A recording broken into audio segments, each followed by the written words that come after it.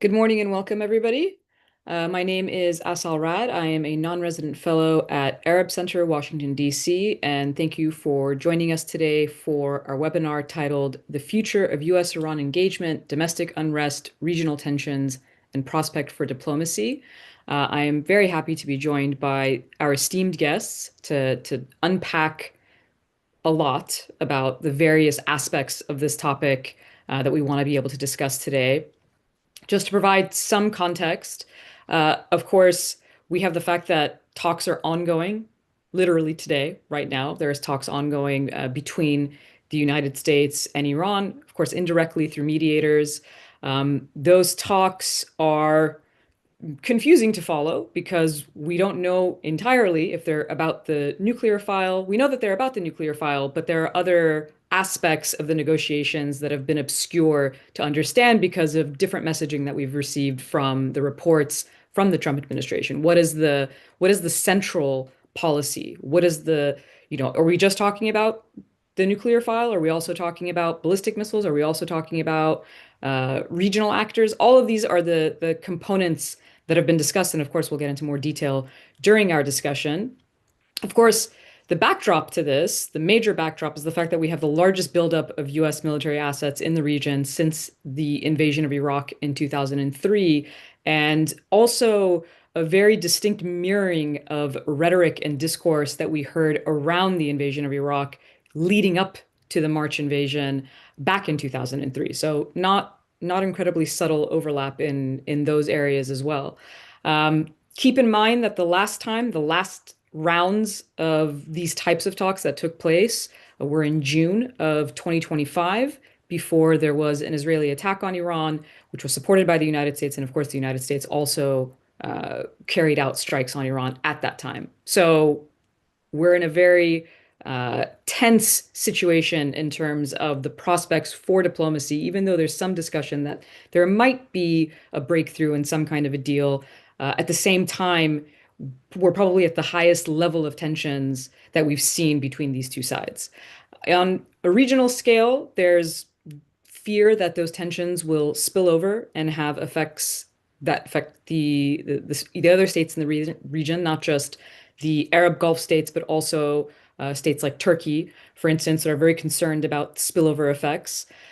There is, for the most part, besides the state of Israel, a push towards diplomacy to resolve these issues short of a direct confrontation because of fears that that direct confrontation will be much longer and much more impactful than what we saw in June of 2025. And of course, all of this is happening against the domestic backdrop in Iran of the largest, most violent crackdown that we've seen the Iranian government carry out against protesters. Protests that were sparked in late December because of economic issues that, as we've seen in many iterations of protest, soon devolve into calls for the overthrow of the government of the Islamic Republic in and of itself. And what we saw in this crackdown in these protests was not only an entire internet blackout, an unprecedented internet blackout, but what Harana, a US-based human rights organization, has verified, and verification is a very slow process, but has verified at least 7,000, over 7,000 people having been killed. There's still nearly 12,000 cases under investigation. So the expectation is that number is going to go much higher, in addition to over 50,000 people having been arrested. So a wide-scale mass crackdown, a lot of domestic tension. And so basically it's a picture, not to be negative, but it's a picture of tensions all around, from a domestic to a regional to a direct confrontation scale between the United States and Iran. And our panelists will help us unfold a lot of this information.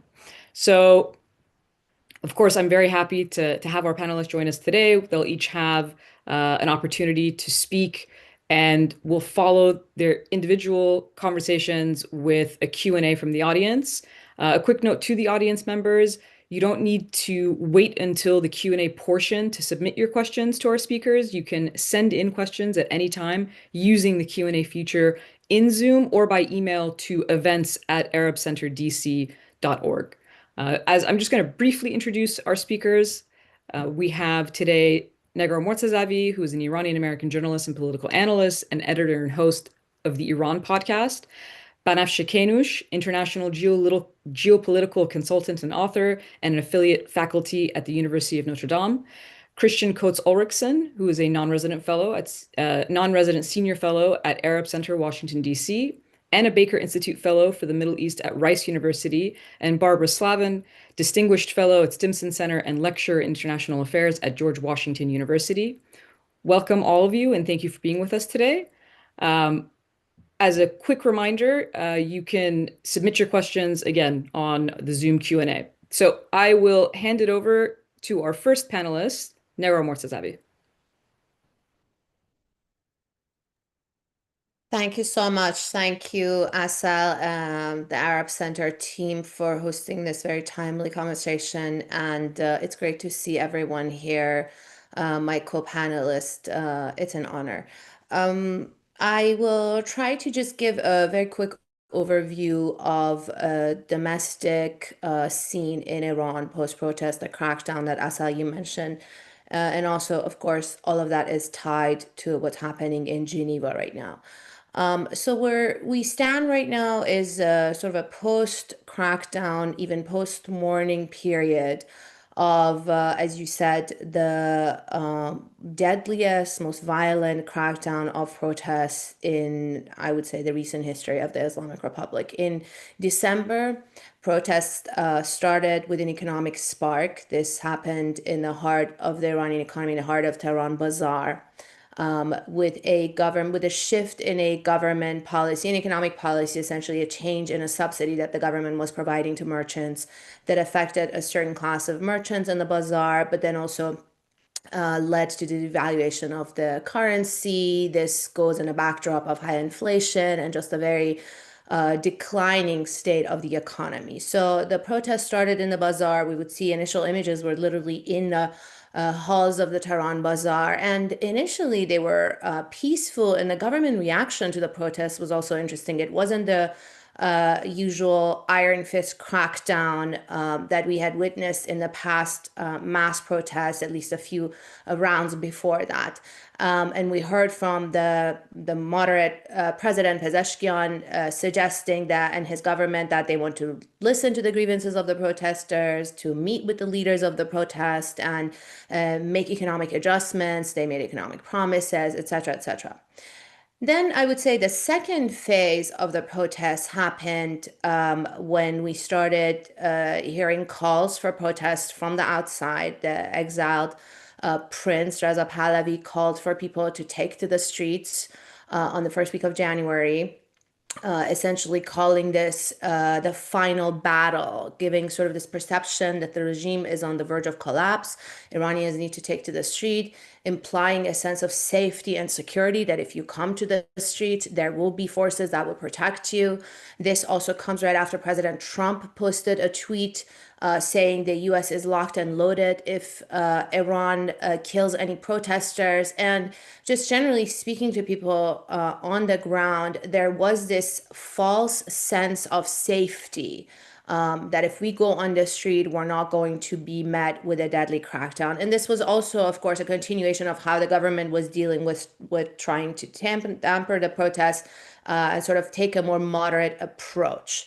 And then on that Thursday in January came the real shift, and essentially the crackdown turned very violent,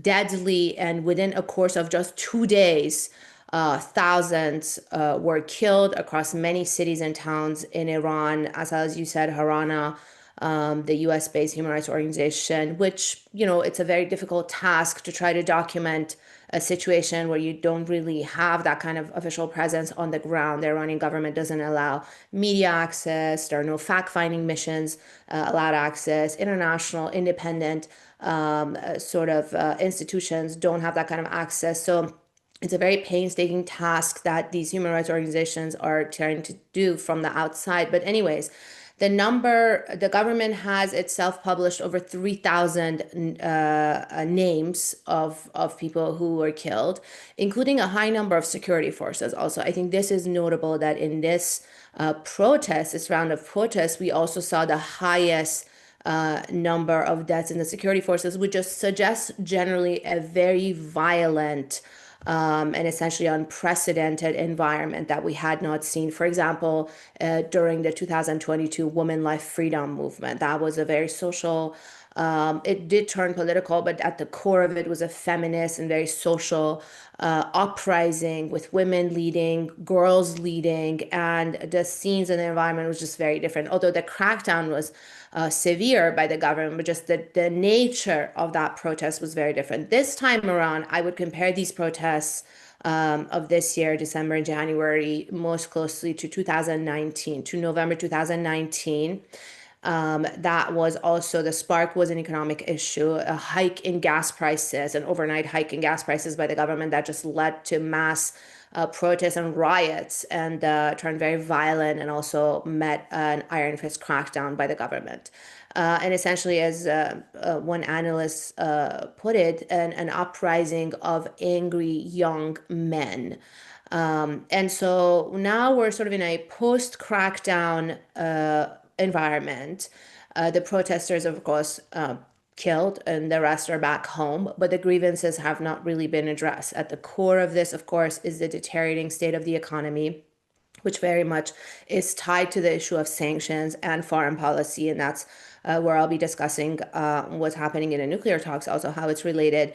And then, of course, the deadly crackdown. I mean, every time this number of protesters are killed, even though it seems like it's wrapped up and people go back home, but that grievance and sort of that underlying resentment just builds more and more. And this is what we're seeing. Every time people come out to protest, it's just angrier. It's just with more resentment, more hatred towards the system because it's pent up and it's layers and layers of these grievances that the grievances have not been addressed, and also sort of the grief and the anger of the violence that has been building up. So, where we are right now, I think there's this, of course, widening gap between state and society, and sort of the portrayal of that is this outpouring of protests that they keep spreading like wildfire and get very violent and are met with deadly crackdowns.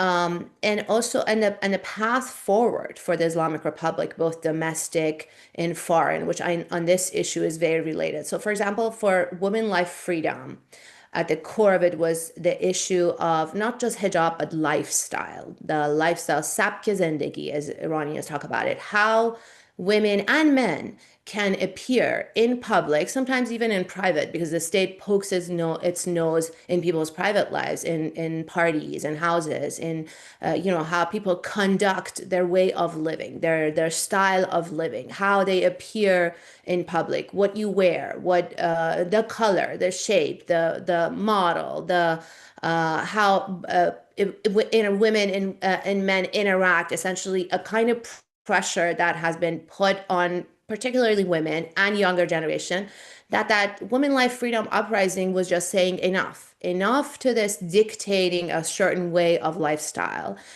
and killing for it. A woman by the name of Masa Amini died in custody of the morality police because of however she was dressed, which is still a puzzle to many people, even religious people, what exactly was wrong with that.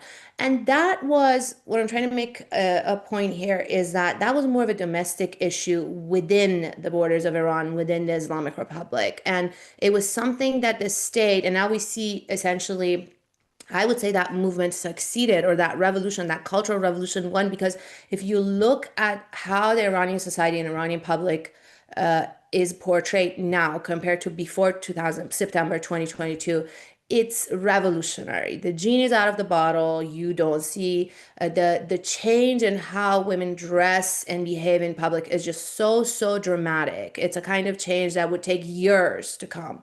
And essentially, we can say women and younger people push the state back for this demand of we want to appear and dress and live the way we want.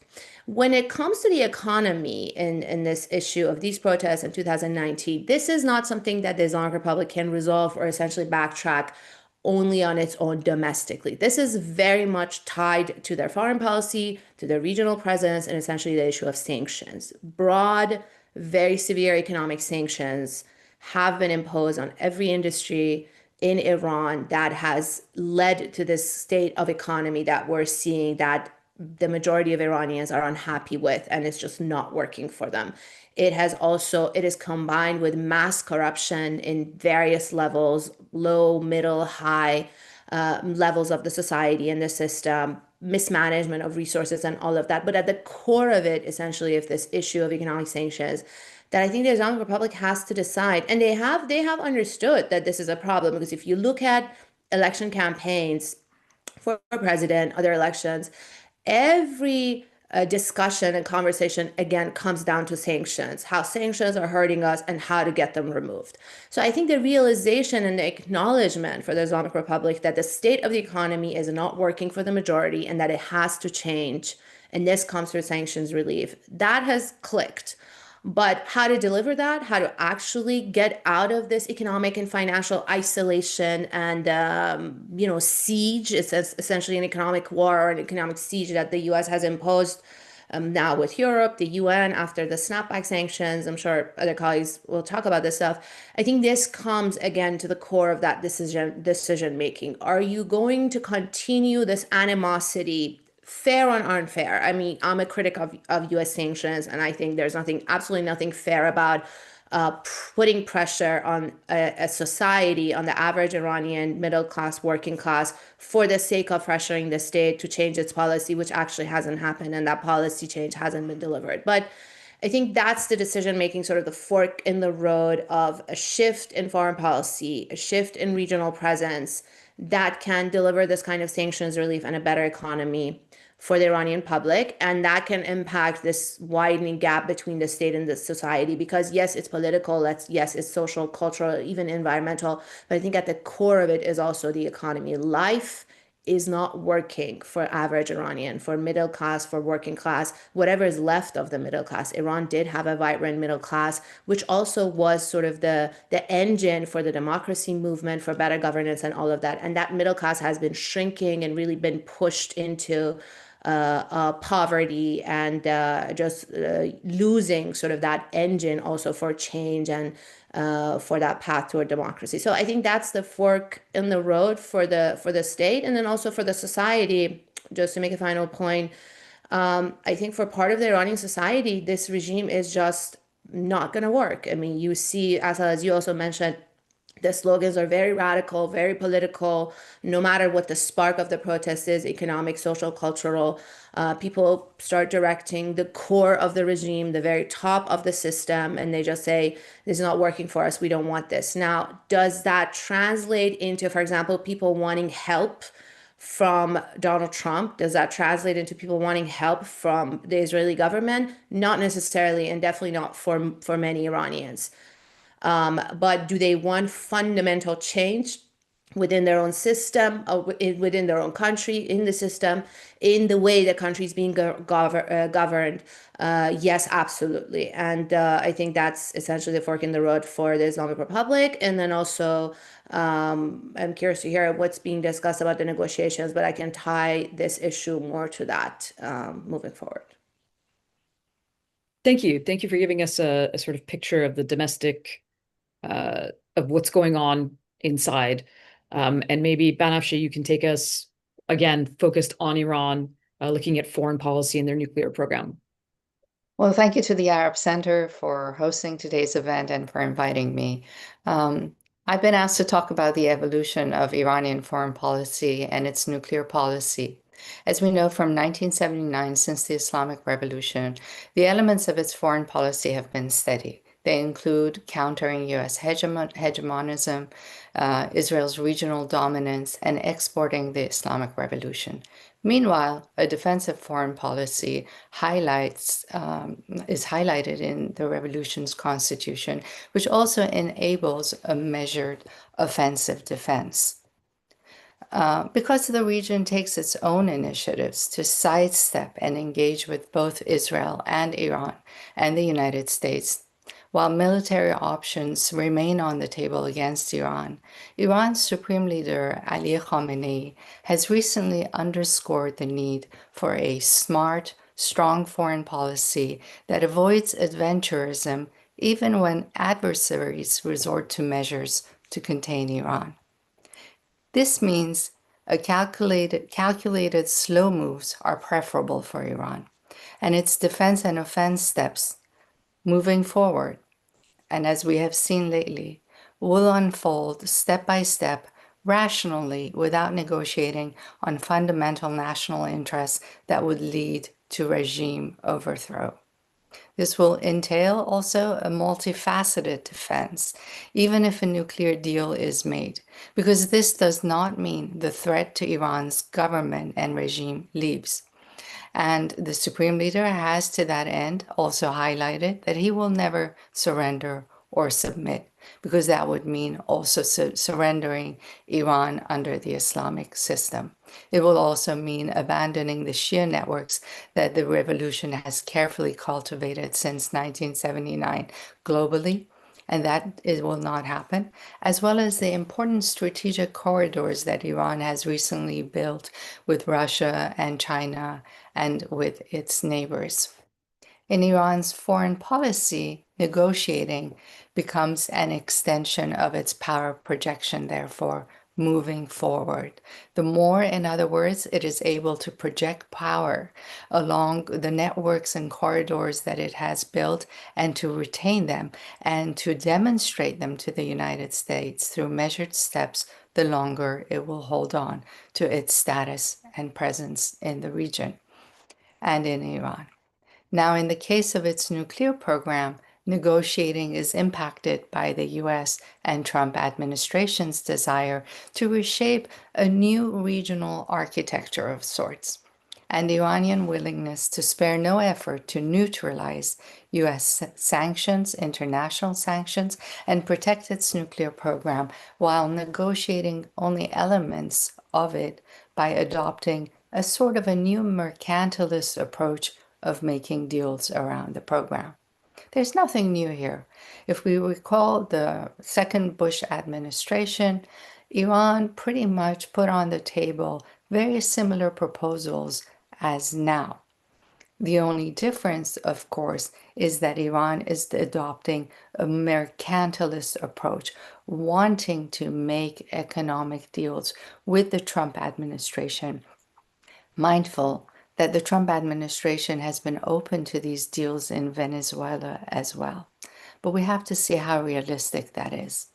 But otherwise, a lot of the nuclear proposals being forwarded are similar. Let's abandon the 60% enrichment for now, or the existing 60% highly enriched uranium, and reduce it to 20% by possibly exporting it to a third country and then receiving fuel for the Tehran reactor, with the exception that the United States might want a permanent shutdown on some of Iran's nuclear facilities. But that is also speculation. The Wall Street Journal has speculated about it. I can tell you from experience, having worked firsthand in direct and indirect negotiations, that oftentimes what comes out in the newspapers is only about 25% of the reality. 75% of it remains hidden.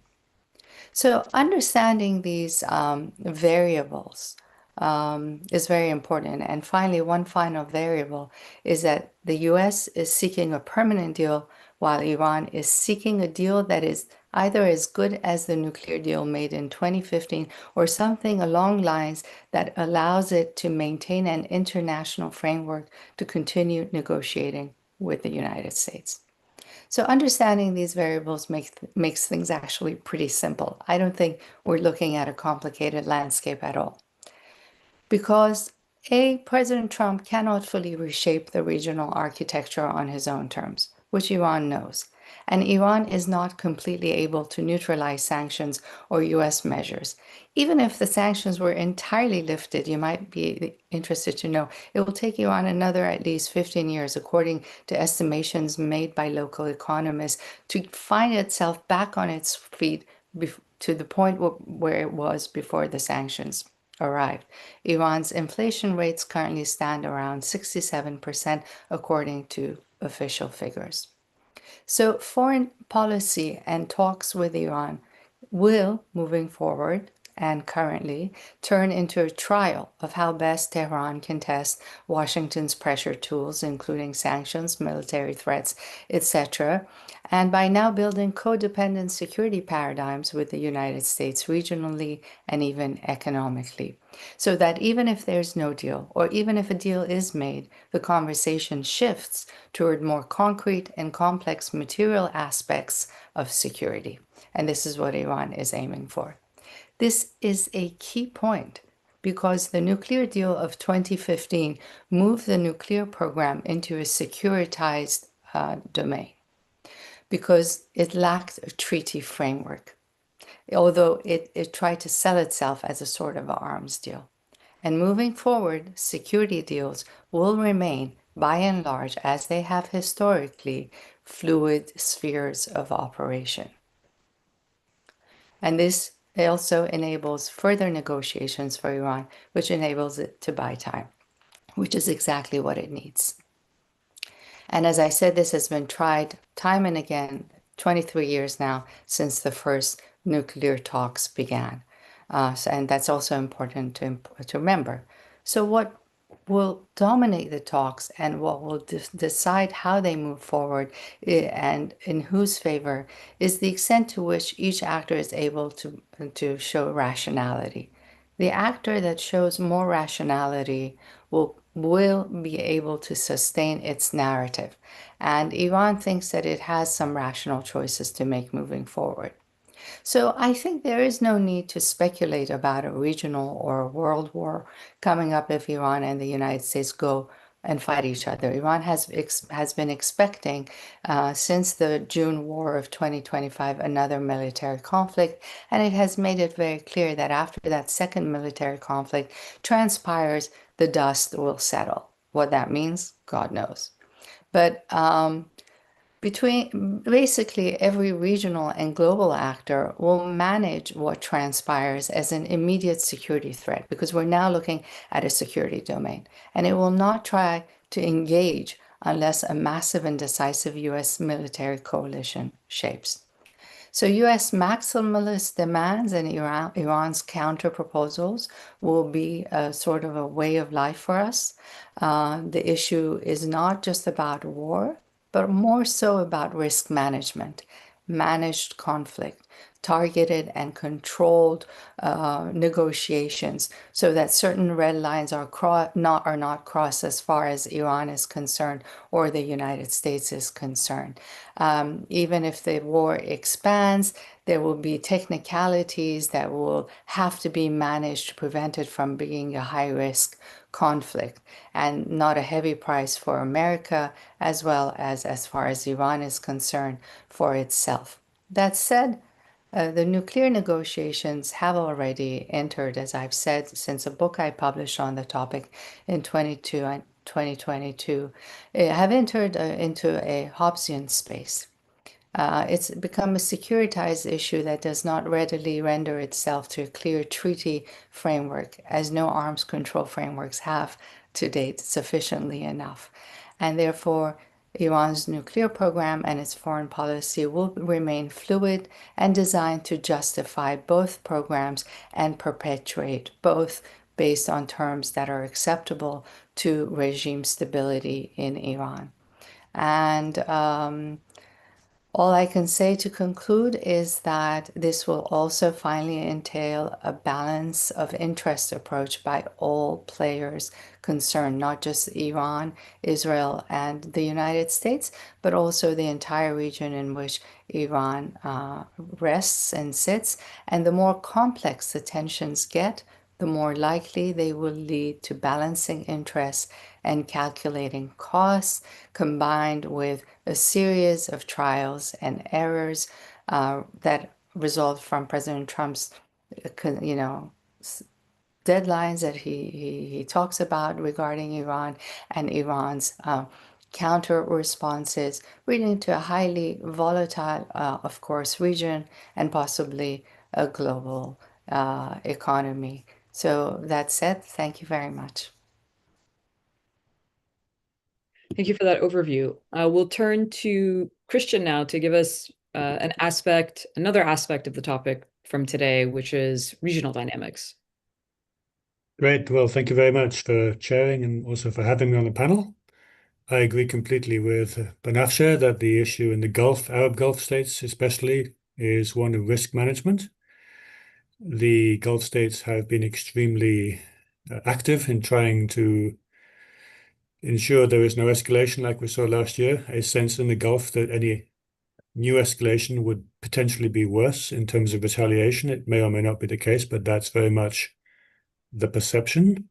There's a shared interest, I think, across the Gulf, across the GCC states, the Arab Gulf states, in a shared interest in preventing escalation and in avoiding a regional conflict, a regional war.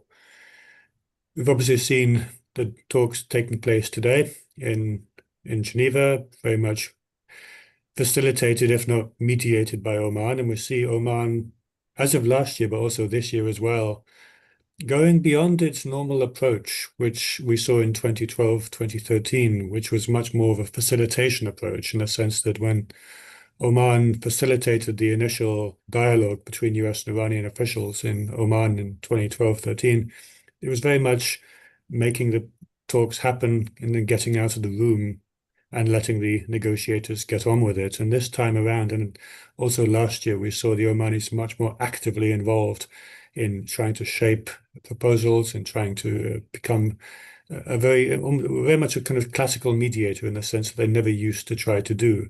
And I think that obviously to some extent reflects the stakes that are in place, that the sense that for all the Gulf states, a direct conflict between Israel and Iran that goes far beyond, or between the US and Iran as well, that the US joins or initiates in this case, that goes far beyond 2025 will put at risk all the regional states, especially in the GCC. The memories are very high, of course, of the numerous red lines that have been crossed over the past two years. First, the tit for tat strikes between Israel and Iran in 2024, then the 12-day war, obviously the US getting involved on the final several days, and then the Iranian retaliation against Al Udeid air base in Doha or in Qatar, which albeit target was going to be kind of an off-ramp in some ways, was still a red line that had been crossed. And then, of course, also for Qatar, but for the entire GCC, the Israeli strike in September on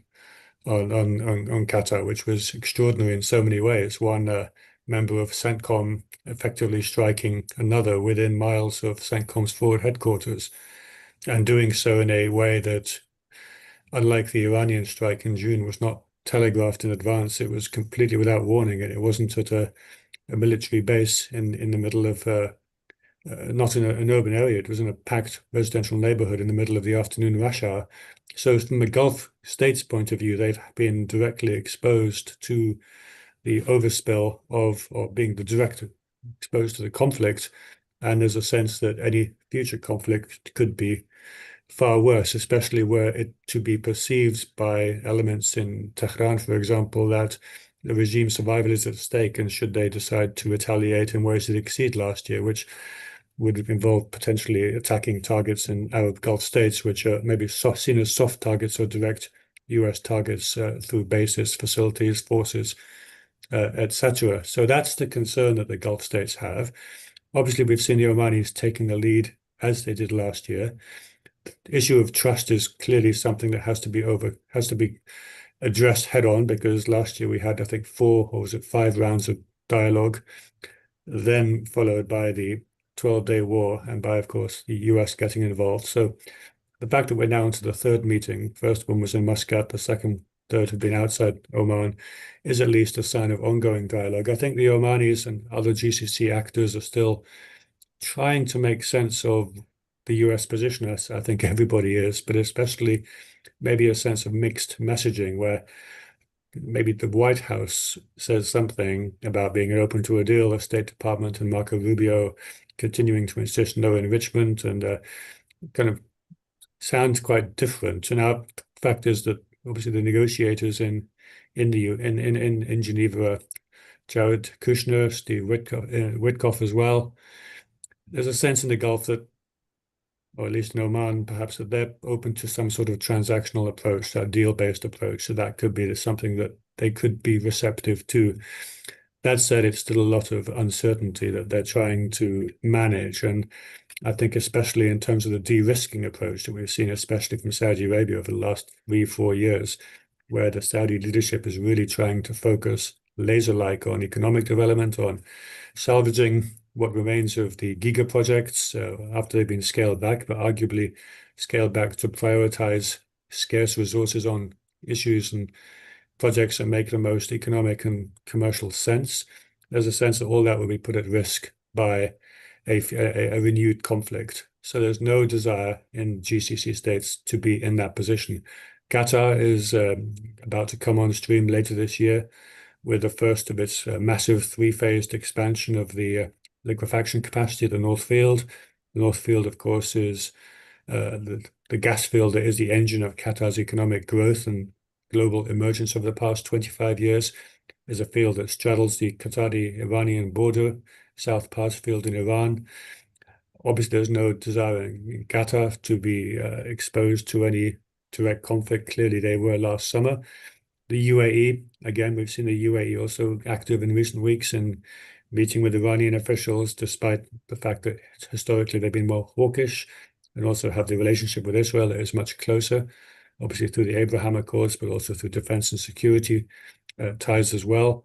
But I think everyone is well aware in Abu Dhabi and Dubai that they are very soft targets for potential retaliation, and would again also put at risk the UAE's kind of unique selling point, which is that it's a safe place to live, work, and do business, which of course it wouldn't be if, again, they were caught in the middle of a conflict. And we saw how just 3 attacks in January, February 2022 on Abu Dhabi from the Houthi in Yemen really began to hit confidence in the UAE as a kind of a safe and secure place. And so there's a concern there as well.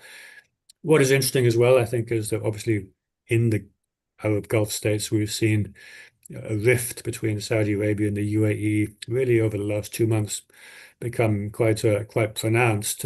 But again, it hasn't spilt over into any sort of Iran-focused dimension. There's still GCC states are still very much on the same page in terms of hoping to de-escalate and using whatever leverage they have, either with the US government, or perhaps with the Israelis in terms of the UAE, to try and at least make the point that nobody would gain from a renewed conflict.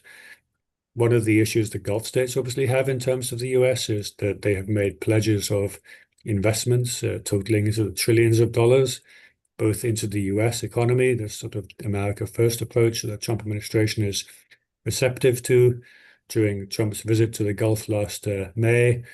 And also, more controversially, perhaps investments into businesses owned by members of the president's family and also family members of other senior administration officials, including, I think, both negotiators in Geneva today.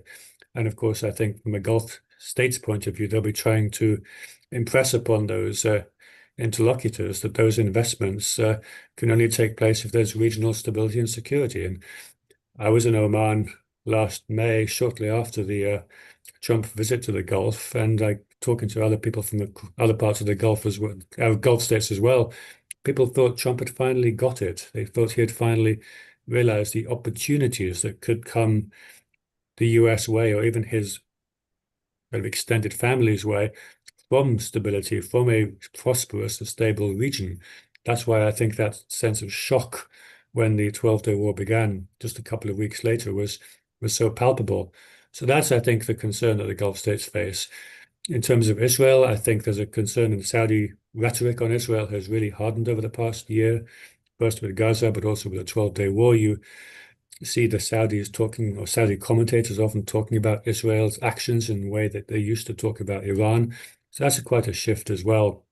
So we're not in 2015 anymore. We're not in that period between 2015 and 2019 when we had a very hawkish Saudi Arabia or hawkish UAE, very much comfortable with the idea of the first Trump administration's maximum pressure campaign, until, of course, they felt the brunt of it. And in Saudi Arabia's case, the attacks in September 2019 on Abqaiq and Al Hudayz, which temporarily knocked out half their oil export capacity, that provokes a complete and immediate reassessment when the first Trump administration did nothing to support Saudi Arabia. So if officials in the White House are thinking this is a rerun of the first administration, it's a very different situation now.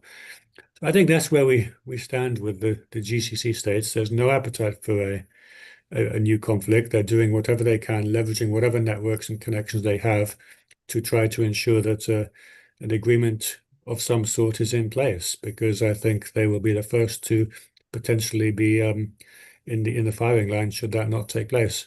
So I'll look forward to what Barbara has to say about the DC perspective.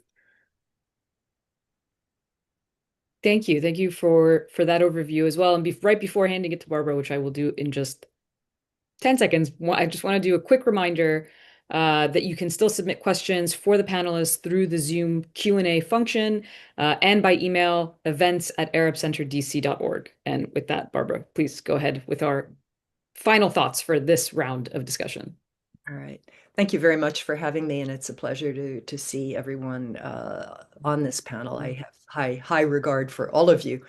My job is to try to psychoanalyze Donald Trump, so that's not easy. I think he is really torn. I think he is being told by many people that the Iranian regime has never been so weak, that this is his opportunity to contribute to the overthrow of the Islamic Republic. And I think that is really the goal, more than a narrow nuclear deal. On the other hand, this is a candidate who campaigned against forever wars, against stupid wars in the Middle East, particularly against the Iraq War. And so he is also being cautious. And fortunately, there are still people in the Pentagon and military experts outside who are warning that if you start down the road of military action toward Iran, there are many unpredictable and unpleasant consequences that could flow from that. So that's what I think he's weighing. I mean, it's very interesting if you look at what he said at the State of the Union. I'll just call up some of that. It's kind of a dog's breakfast of reasons why the United States should intervene in Iran. He starts with the nuclear weapon. But then he goes on to the regime and its murderous proxies, which have spread nothing but terrorism, death, and hate. He refers to the Americans, he says thousands of American service members. I'm not sure that's the number. It's about 600 actually that were killed by roadside bombs, IEDs in Iraq after the US invasion of Iraq. He notes that he took out Qasem Soleimani in 2020, and he said that had a huge impact. He called Soleimani the father of the roadside bomb. I'm not sure that's correct. And then he refers to the protests in late December and January and asserts that 32,000 people were killed by the regime. That's kind of at the extreme large end. As has been mentioned, the verified number is about 7,000. So he's got this absolute dog's breakfast, this mishmash of complaints against Iran, and he refers also to the strikes last summer, Midnight Hammer, which he claims, of course, he claimed at the time that he had obliterated the Iranian program, but then he asserts that the Iranians want to start all over again, and they are pursuing their sinister ambitions. He doesn't give any evidence that Iran has reconstituted its program. We've seen some statements also from other administration officials, from Steve Witkoff, who said that Iran could make a bomb in a week, which of course is not true. Iran has about 900 pounds of 60% enriched uranium, which would have to be further enriched. It's buried under rubble from last summer's attacks, as far as we know, and Iran has not been able to access that material. He also, Trump says, we haven't heard those secret words. We will never have a nuclear weapon. Well, of course, all of us know that Iran has said repeatedly that it is not trying to develop nuclear weapons. We have the fatwa from Ayatollah Khamenei. We have the preamble to the JCPOA, where Iran very explicitly says in the second paragraph that that they will never, under no circumstances will Iran ever seek, develop, or acquire any nuclear weapons. So that is a rather bizarre statement on the part of Donald Trump. So, what is it that he wants? What is it that he's trying to achieve?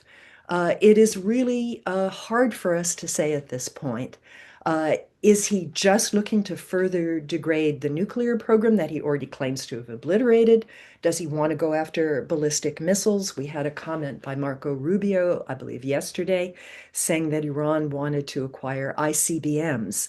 Well, according to the Defense Intelligence Agency, the earliest that Iran could develop an intercontinental ballistic missile would be in about a decade from now. Does he want regime change? Does he think that the United States can bring down the Iranian government with airstrikes? Surely he knows that that is not likely. So I think we have a tremendous sense of confusion here. On the one hand, Trump says he would love a diplomatic deal. His preference is diplomacy.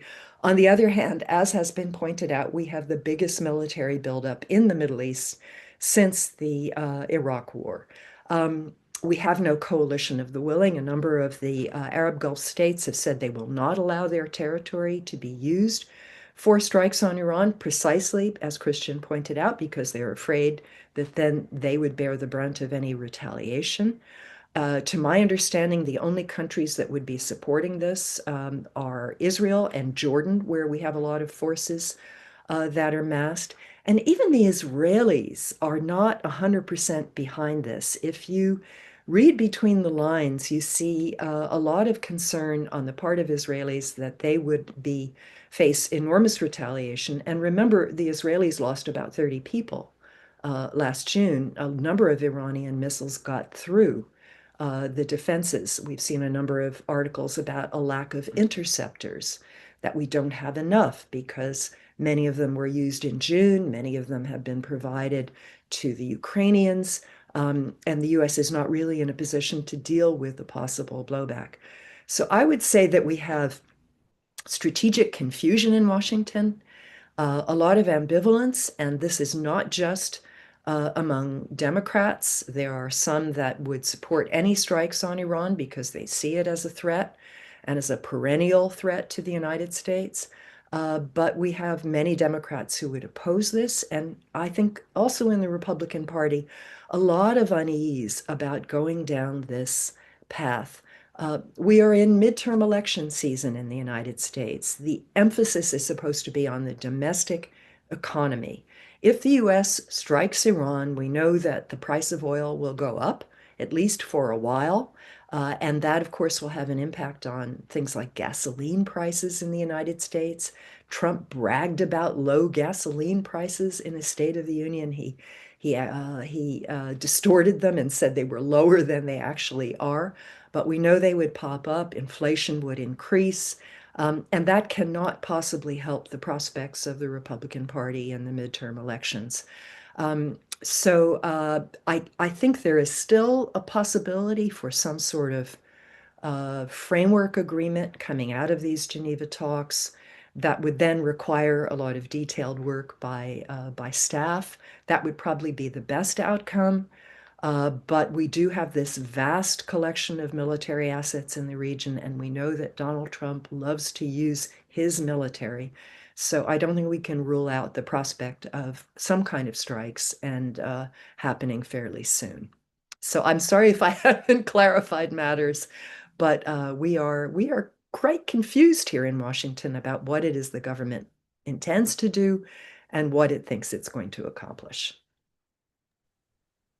Thank you, Barbara. And I think that's something that especially anyone who's trying to analyze the situation or answer questions, and we have questions, so you guys will have to try your best to answer them, is exactly that. I mean, we're in I would say, a unique situation of uh, confusion, just like a lack of clarity based very much on the public statements of the administration. This isn't, we're not saying we're confused because, they're saying one thing and they're doing another, or they're saying one thing publicly and saying another thing behind closed doors. This is mixed public messaging. So it is extremely hard to tell. And if you're looking at an administration, I think that's shown um, to be fickle. I'll use that word to change its mind in real time. It makes it very, very difficult. And I only say this to keep in mind as we try to answer these questions. A situation like this is unpredictable by its very nature.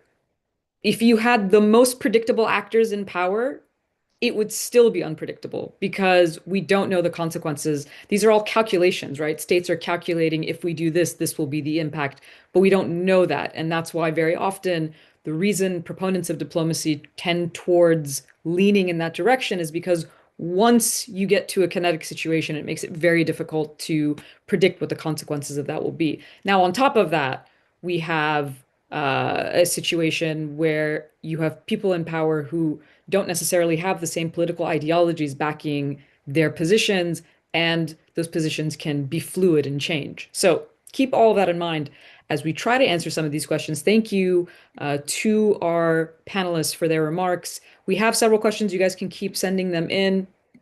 I'll try to maybe some places consolidate them. Since Barbara, you were the last one speaking, and there are a couple of questions that are technically directed to you, but everybody can answer, of course.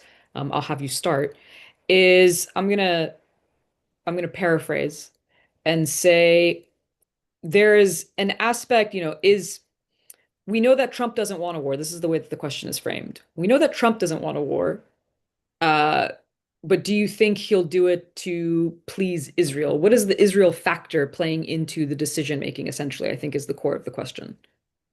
Yeah, I mean, that's a very good question. Obviously, the US is consulting very, very closely with Israel about this, and Marco Rubio is supposed to be going to Israel over the weekend to continue those consultations in person.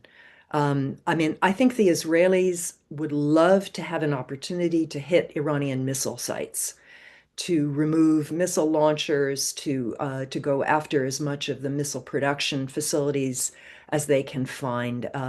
That seems to be their main goal. I don't think they're as concerned about the nuclear issue. They believe that that has been degraded considerably by the June war. And so the question is that, is Israeli concern about short and intermediate range missiles sufficient to convince the United States to enter a conflict? Then we have the question of whether how Iran's retaliation would be dealt with. Are there sufficient interceptors to protect the Israelis should that happen? I think that is what is being calculated now, and maybe the decisive issue in terms of whether the United States does strike in conjunction with the Israelis. There have been some reports in the press here, not verified, that the U.S. wants Israel to go first again, and then the U.S. can look like it's sort of helping Israel, defending Israel. So there is the question of sequencing. Would they go together or one before the other? But I think that may be the crux of it right now. It was interesting that Marco Rubio talked about ICBMs. It's like he's trying to make a connection to the U.S. homeland. We all know there is no direct threat to the U.S. homeland. And that's one of the reasons why these strikes would be very, very controversial in the United States. Can I add something here? Yes, of course. Okay, so I think that U.S. interests, Israel is not the linchpin of U.S. foreign policy interests. U.S. foreign policy interests are the linchpin of U.S. foreign policy interests. Israel is an extension of those interests. And as Barbara was just saying, the fact that Israel and the United States are speaking to one another very closely, to me only signifies the extent to which the United States is weighing what role Israel might play to advance President Trump's somewhat unpredictable statements. Because once you start veering toward brinkmanship in foreign policy making, which President Trump often tends to do, then that is designed to corner an actor, in this case Iran, and then it leads to an international expectation of action by President Trump. So he will have to deliver on that action, but he might be looking for Israel to deliver some part of it for him. Yeah. I wanted to make sure, did anybody else want to comment on this question? If not, actually, Banafshir, your last point is points to a question that we have. Um, the question is basically, President Trump has nearly assembled a huge task force of two carrier groups. If Iran does not agree to US terms on missiles as well as nuclear enrichment, what excuses could he offer for military inaction? Military inaction by who? I Oh, by President Trump. US. Yeah. So how basically, I mean, I would take the question as how Yes. can he, if Iran doesn't agree, given what he's done, given Yeah, the rhetoric and the setup at this point, I how understand. is there a way of backing down now? Usually in brinkmanship foreign policies, people resort to a level of maneuverability to project power. So we can expect President Trump to take some form of action to project that the United States is, a major power and has some power. He did that in the June 2025 war and then sought a ceasefire. So we might expect something along those lines. Or something through more drastic sanctions, or even Israel stepping in with limited attacks again. As I said, the goal, obviously, we all know is regime change. But if it's not, what Israel and the United States would be doing is testing the waters again, as they did in June 2025, to see how close they might get to that goal. So that's my response. Yeah. Could I raise a question for Negar? I mean, I'm wondering what the reaction would be among Iranians to new U.S. strikes, U.S. and or Israeli strikes. Could we expect to see people coming out and not just protesting, but doing more than that? Or is that not likely? They're on in public. Yeah. Sure. Asal, can we do our own Q&A? Please go ahead. We have time. Um, I don't think so. I mean, it's hard to predict because it's so fluid and the changes, we're in a post-crackdown environment, as I explained, but our closest precedent is the June War. And in the June War, I think almost everyone was shocked at one, the level of rally around, I like to call it rally around the homeland, not necessarily the flag. I don't think it added any affinity for the system, but people certainly rallied around the homeland. And then also the level of resentment that that war created against Israel, particularly. Not the United States, which is the irony. I think the US attack was very different from the Israeli attack, talking about June, because essentially, well, the US first telegraphed the attack and they made sure it wasn't deadly. There were no casualties on the Iranian side. Um, and so it was seen as really what was framed as a targeted attack on the nuclear program. Now, if you're an Iranian who has, attachment to the nuclear program or see it in a certain political view, you may have views, but across the board, I don't think that attack created resentment, but the Israeli attack did create resentment. I've spoken to people who didn't particularly feel one way or another about Israel or the Israel-Palestine issue, or even had maybe some sense that this help from the outside, and talking about before the June war, not the current help, but that this help from the outside and targeting the regime would potentially be something positive. And when the June attacks came, from day one, we saw civilian casualties, civilian infrastructure, people's homes. Even when it was in the name of targeting a regime official or a nuclear scientist, they would be targeted at night in their home with their own family, and a dozen of their neighbors would have to pay the price for it. So I think if we look back at that, it's not been a year even. I expect some form of a rally around the homeland again, especially if the attacks are deadly, if there's going to be casualties, civilian infrastructure, which I think is the only option because the US did already the minimal targeting, the three targets of the nuclear program. So unless they want to go for that again, bomb the same buildings that they've obliterated, any other form of targeting is inevitably going to harm civilians and civilian infrastructure. And I think that's going to create resentment and a rally around the homeland. And as far as uprising, also in June, that was really the Israeli rhetoric and something they invested on and they put out there. And I think they even drank from their own Kool-Aid a little too much, thinking that we're going to come from the skies and people are going to rise from the ground and topple this regime. That's why they bombed the Evin prison. That's why they bombed Iranian state TV, why they were live on air.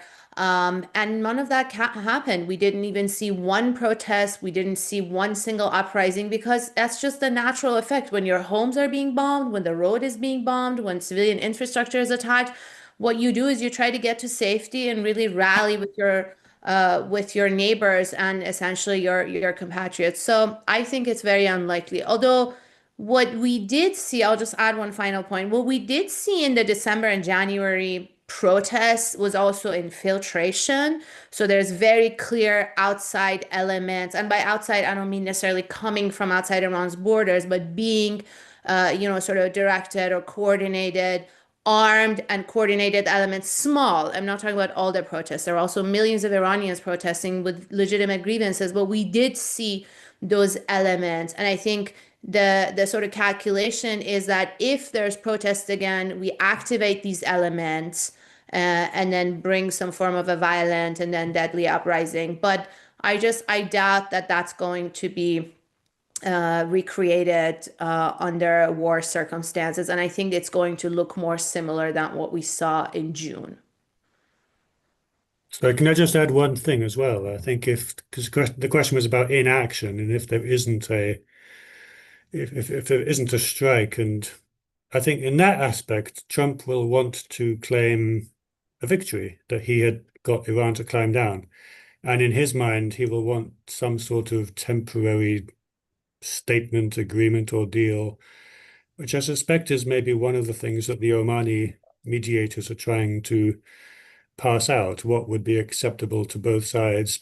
Perhaps a term limited deal for the next 3 years, which of course, very susceptible to future developments over the next 3 years. But effectively, Trump will want to say, I got a better deal than Obama got in 2015 with the JCPOA.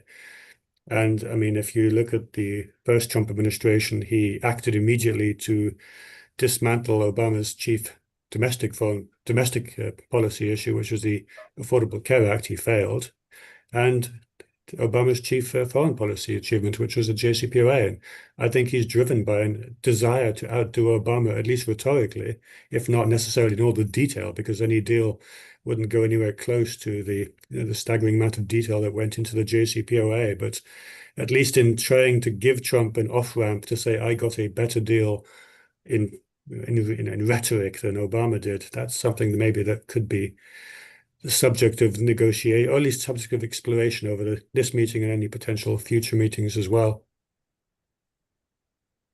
That's actually a great segue into one of the questions, which is a little bit longer, so bear with me as I read through it. But it is bring up the JCPOA, and so that's why, since you brought it up, I thought here's a good time to ask this question. It says, is there any relevance of a fluctuating popular revolt in Iran to Trump's apparent desire to constrain the Iranian civil nuclear program and its potentially related ballistic missile program? Isn't the key factor in a discussion of Iran-US relations the Trump administration's desire to secure a presentably tougher deal than the JCPOA ahead of the midterms, and whether the strength of the Iranian regime's desire to stand down the current level of US and conceivably Israeli threat will see it agree to constrain levels of uranium enrichment and safe, verifiable disposal of its highly enriched uranium stockpiles while securing for Iran a degree of sanctions lift that might benefit US companies. Is that really what this is about, essentially? Yeah, I'm not sure if I understand the question, but I'll try to respond to portions of the sound that came through as you articulated it so well. So bear with me here. Iran has just verified that the negotiations are strictly about the nuclear program. And it has said time and again that it will not negotiate the scope of its ballistic missile program because that's, a measured defense and offense that is highlighted and required by its constitution, and it feels entitled to retaining. any deal-making proposals that Iran has entertained in the context of the nuclear talks currently revolve around the possibility of opening up Iran's oil industry with American help. It sounds rather romantic to me. Um, uh, so we'll have to see where that goes. And you know, a whole other series of economic incentive packages could be explored. Um, but even when Asal, the 2015 nuclear deal was made, I was speaking to a lot of American companies. None of them wanted to go in and invest in Iran. And that was the best deal we had. Um, so it's pretty inconceivable for me to witness American companies going in and wanting to invest. We might be talking about a few small actors, but major company investments, you know, when the billions of dollars, they take at least 2 to 4 years of advanced plan making. And even in Venezuela, we know that some of those companies have refused to go back in. So it's a complicated landscape, and I would caution about not rushing into any projected conclusions that we like to see and just read what goes on carefully. My humble submission here. If no one wants to add to that question, actually, because Banafshi, you framed it as this is only about the nuclear file. But there is a question that says, do any of the panelists see that the negotiations between Iran and the US also addressing Iran's support for Hezbollah and the Houthis? Because that's something we have seen at least in the public reporting as far like I've seen that in the public reporting. But again, the public reporting has been confused because I think the messaging has been confused.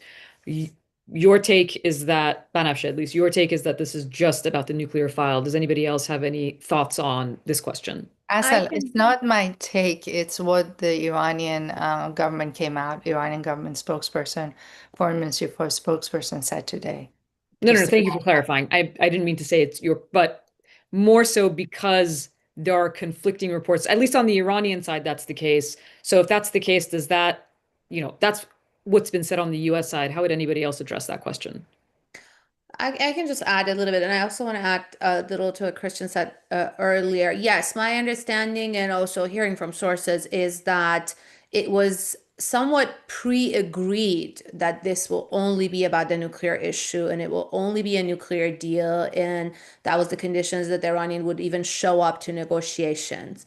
And the US agreed. Now, this was done through one of the back channels, and we know the file is now pretty much run by Ali Larijani, an advisor to the Supreme Leader, and it was most likely done through him, and also nuclear discussions in exchange for sanctions. This is a second point that the Iranians reiterate. They want to make nuclear concessions, but of course it has to be in exchange for something. And I'm just not very sure if the U.S. understands or is prepared to make that concession, because I think the approach of the Trump administration has been the diplomacy of carrot and stick, has been that the stick is that we attack you and the carrot is no stick, that we don't attack you. And that's just not how the Iranians are showing up to make concessions. But one thing I wanted to add is to Christian is this is, I think, underestimated how much of this is about domestic US politics, how much of this is Donald Trump trying to prove that he's a better president than Barack Obama. I think he did prove that he's a better president, at least in his mind, than Joe Biden. But he just I don't I feel like it needs to prove. And what does Barack Obama has? He had this foreign policy legacy, which was the JCPOA, and he has a Nobel Peace Prize, which I think the new nuclear deal is also seen as a step to that Nobel Peace Prize.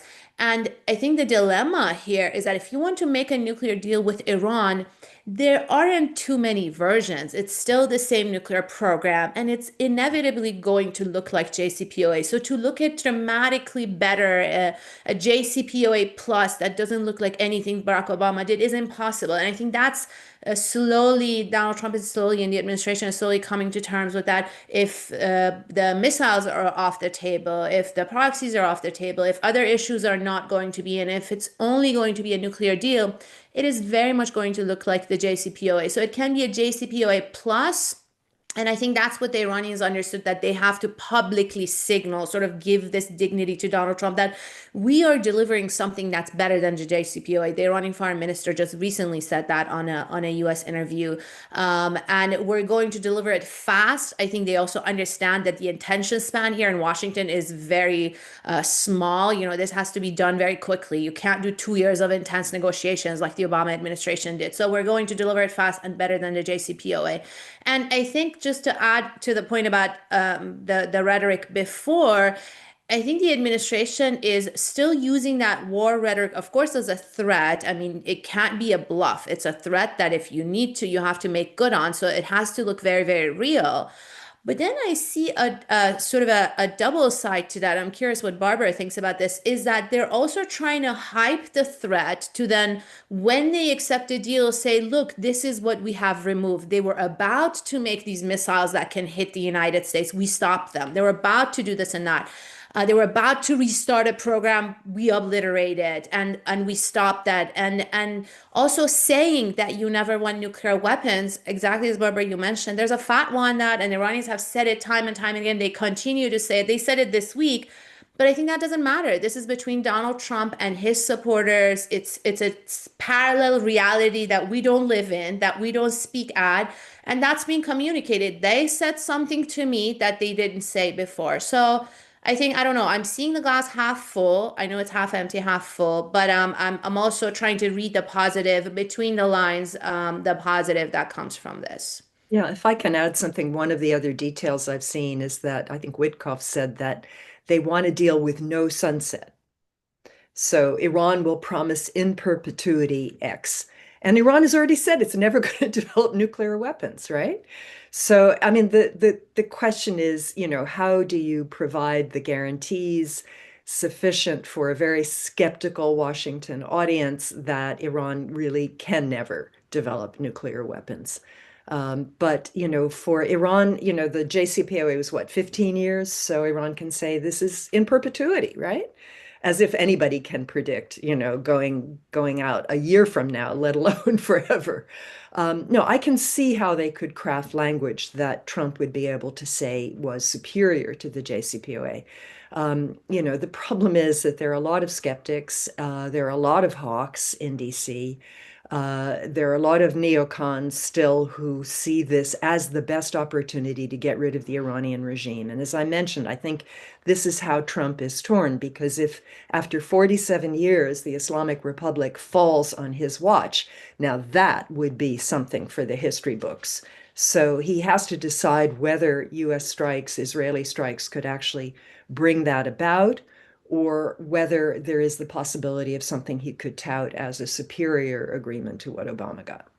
Asad, when there's a moment, I'd like to add something, but I'll let you carry on with the questions, please. No, go ahead. I don't know.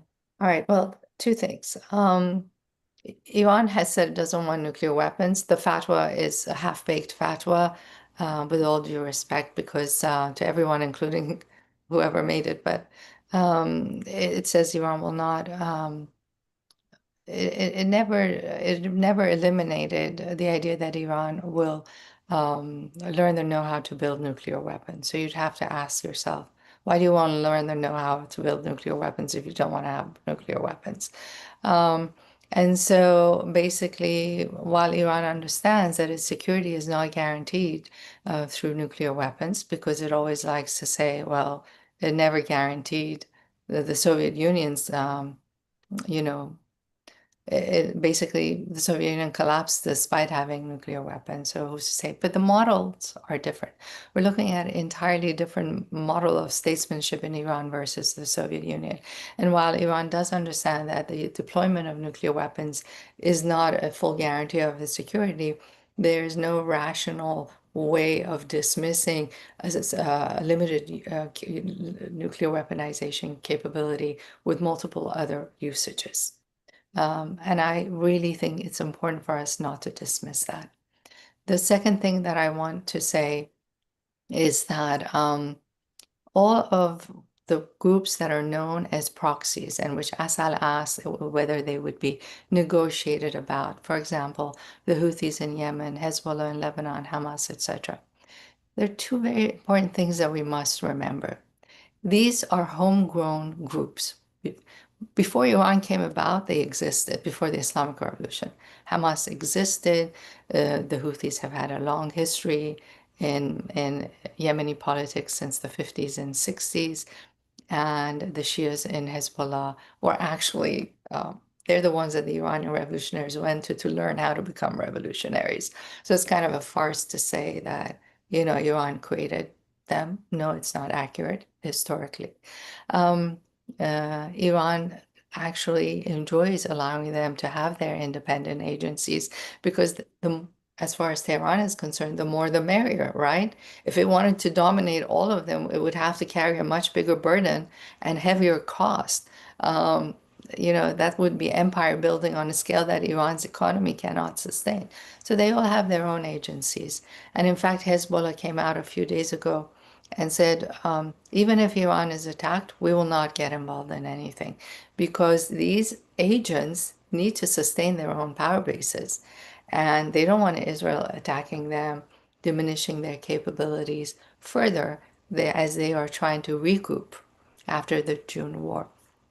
The only red line that they have more or less, Hezbollah very directly has come out and said, the Houthis voiced it, Hamas has voiced it, is that if the person of the supreme leader of Iran, Ali Khamenei, is kidnapped, killed, whatever, they will take that as a red line and they will respond. And their response may not necessarily be what we imagine. It will be a Shia network form of uprising that will shake and rock the region. So on the tail end of this, I wanted to bring up something where we were talking about the JCPOA, and there's a question that I'm going to fold into it. And then just because we have about a little over 10 minutes left, there are a couple of questions that go back to Iran domestic, and I want to return to those. But because we're still talking about sort of the negotiations and the US, I thought these two questions would be interesting.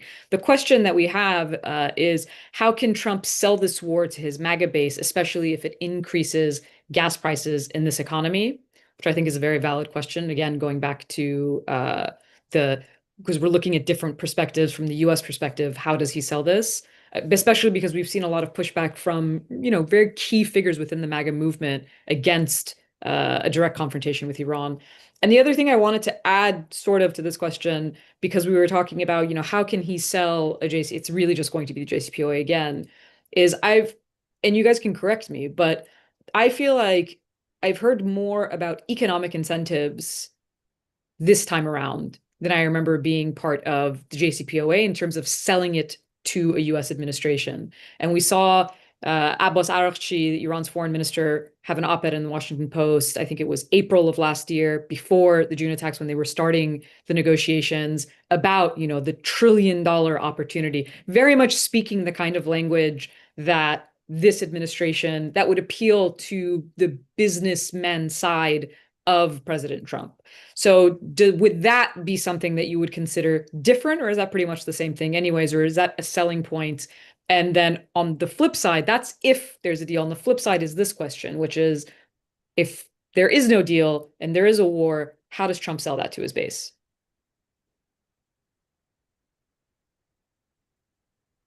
Maybe I'll jump in on the economics. We actually did have a rather good deal, which was to sell Boeing airplanes to Iran. And it was worth, I think, $18 billion, something like that. It was quite a good deal. And of course, that was destroyed when Trump pulled out of the JCPOA. I agree with Benafshe. I don't think that American businesses are going to be very keen to get involved in the Islamic Republic. It has an extremely murky economic system riddled with corruption, partly as a result of sanctions, partly as a result of itself. So, it's nice talk, and Trump talks about, what does he say, this $18 trillion of foreign investment in the United States promised on his watch, and we all know that that is not true. So, he can inflate it if he wants to sell it. He can sell it however he likes. I don't think that that's going to be an issue. I think selling a war to MAGA is a bigger deal. And here again, he may think he has a limited strike capacity, but the enemy gets a vote. And Iran has made it very clear that even if it's just 3 days of US strikes, that they are going to respond more forcefully than they have in the past. So he cannot necessarily control escalation here. And that will make people very, very nervous in this country. Can I also add to the economics question? I don't think Trump himself has a problem. I mean, that's his spiel, right? And that was one of the main criticisms when he was saying the nuclear deal was bad. He wasn't really getting into the nuclear details of why the JCPOA was bad. I don't even know if he knew how detailed it was. But one of the criticism was that there was nothing in it for the US. It's only the Europeans who are benefiting from the JCPOA. In the United States, they ripped us off or whatever, and the United States didn't benefit. And so that's sort of also in the Iranian thinking that, okay, maybe if we provide some economic incentives to the US, this would be appealing to Trump. But I think that ship has sailed. I think we're just at a point of war and peace that this economic issue, maybe down the line, it's a possibility. But I also don't see that, as Banasha said and Barbara, I don't see that as an immediate possibility right now. And also just to add to the point about war with Barbara, yes, the Iranians, I think they've really changed their defense policy, the doctrine. They think they see Trump as a bully that keeps coming for them, the Israelis, and they've just shown restraint and de-escalation, and that's why they keep coming back. And this time around, they're showing that it's going to be that moment where you stand to the bully and say, I'm not afraid of you, enough is enough. They're prepared to take a major hit from the US, potentially Israel, but they're also prepared to escalate this beyond their borders, escalate this to their neighbors. They warned all their neighbors, these US bases at all the Arab countries, they've told them they're all fair targets. The Iraqis are worried, the Turks are worried. And so this is really not going to be just a war within Iran's borders, an attack within Iran's borders, and a symbolic attack like what we saw at the Al Udeid base in Qatar and the rest. They've also not they don't talk about how they're going to retaliate. That's part of it. They're just saying that everyone's going to be fair target, and this is not going to stay within our borders. And I think that's given everyone pause. I mean, the neighbors are all worried, and essentially, except one country in the region, everyone is against this. The Egyptians in a different continent are worried about another conflict being added to the plate of the region. And so I think that pressure has also given Trump pause and really delayed at least what has been talked about, this attack that has been talked about for weeks now. Well, I just want to say something about the MAGA base. It's very divided on the person of President Trump. Um, President Trump does not necessarily hold popularity as a person within that base. And another factor is that the base is divided over the issue of U.S. Military interventions in wars.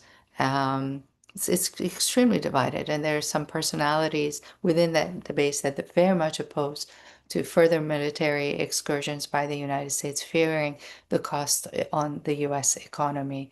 So if the numbers are bad, if Iran is attacked, that would not look good. But at the same time, my concern is that because of the divisions within the MAGA base, that puts more pressure on President Trump, who is prone already to a brinkmanship policy to make more moves against Iran based on brinkmanship level maneuvers that might involve bringing Israel in to carry some of the cost. But I can't predict the future about that. I just wanted to add this. As we're getting to the end, I want to get to, there's a question earlier about, this is domestic Iran now. There is no official opposition structure in Iran, but there are opposition groups. Where do these opposition groups exist within the country, and which would be considered the strongest? And is this strength enough to position themselves as a replacement if the regime collapses? Can I go? Yes. So the opposition, I mean, there's various groups and figures of opposition inside the country. Of course, no real strong movement because the state hasn't really allowed for that to form. Anyone who's shown any form of leadership or movement building has been put under pressure or jail or sort of chased out of the country.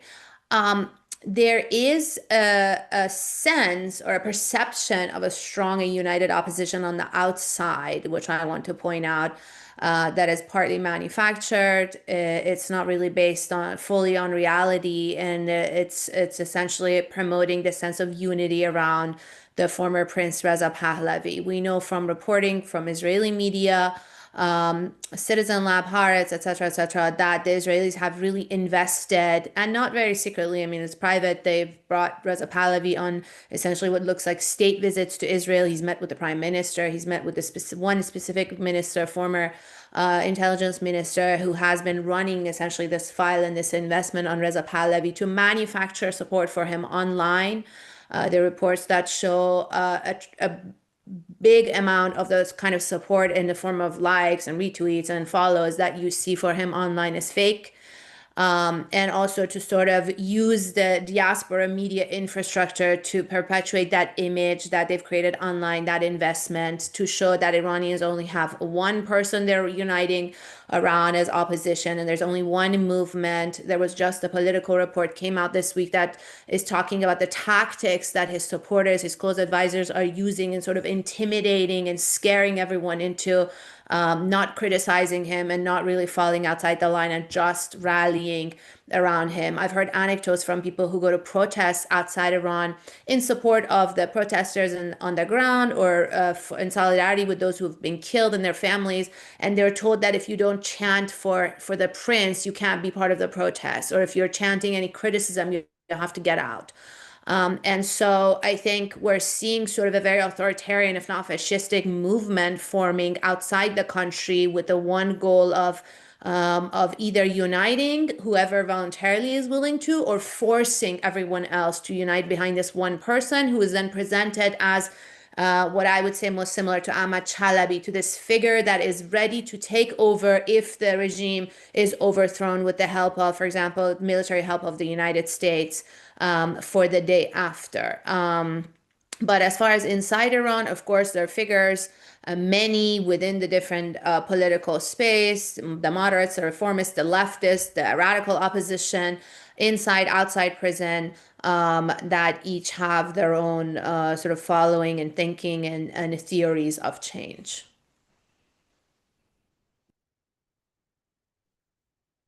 Well, we only have 1 minute. So I'm gonna toss this question out. It's to Negar, but anybody can answer. You spoke about the protests, particularly the violent part of the protests, and that security forces were killed. Do you think this was entirely organic or outside agitation was involved as well? And if you do, how much? So if I you can think, answer that I in mean, about 30 seconds. we're seeing that outside agitation was involved, and this is at the admission of armed groups. There have been statements. Israeli officials were saying that Mossad is on the ground. Former director of CIA, former Secretary of State Mike Pompeo said that Mossad is on the ground helping the Iranian. I don't even know if that's true, how much of that is true or not, but there has been outside and inside, and then on the ground, we've seen that there was definitely an armed element. There was definitely organized little pockets of groups, attacking police stations, attacking security forces, going to kill, putting so many dozens and dozens of mosques on fire. I don't think the kind of that level of very harsh violence from the protesters was organic, but of course, all of this was sort of an engine that was put on a sea of protests of organic, of course, a couple, 2, 3 millions of Iranians who came out to the streets across the country in many, many cities and towns. Thank you for that. And I think it's important to point out because there was so much debate about this, at least publicly, that even being aware of, agitators or anything on the ground, that does not in any way undermine the overwhelming number of people who came out to protest for legitimate reasons and grievances, and it's not the first time they've done so. So something very, very important, I think, to point out, and thank you for Yeah, doing it. let me just do that very quickly also. No matter what, This happened under the watch of the Iranian state. This was Iranians, agitators, whatever you call them, they call them terrorists. This was Iranians killing Iranians, the security forces, the protesters, these pockets of agitators, and it happened under the state's watch. And so they bear full responsibility for whatever unfolded, of course. And thank you for adding that. I think that's actually the perfect place to conclude. Thank you very much to everybody for joining us and engaging with our speakers. Apologies to anyone who if we didn't get to your questions. Obviously, there was a lot of topics to unpack. But thank you so much to our speakers for your generosity of time and insights. Please continue to follow the center's work at arabcenterdc.org, and everybody have a great rest of your day. Thank you so much.